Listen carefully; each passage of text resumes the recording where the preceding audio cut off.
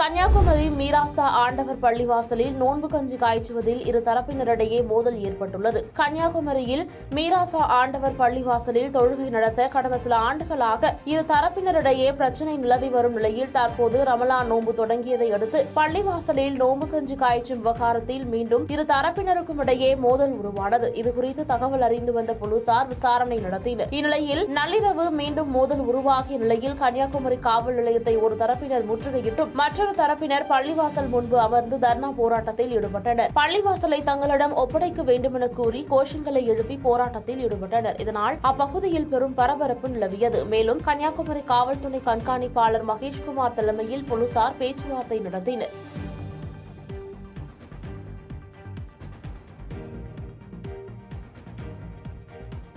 பாதகம் செய்பவரை கண்டால் நாம் பயங்கொள்ளலாகாது பாப்பா, மோதி மிதித்து விடு பாப்பா, அவர் முகத்தில் உமிழ்ந்து விடு பாப்பா. அண்மை செய்திகளை உடனுக்குடன் தெரிந்து கொள்ள இணைந்திருங்கள் இயம்நாடு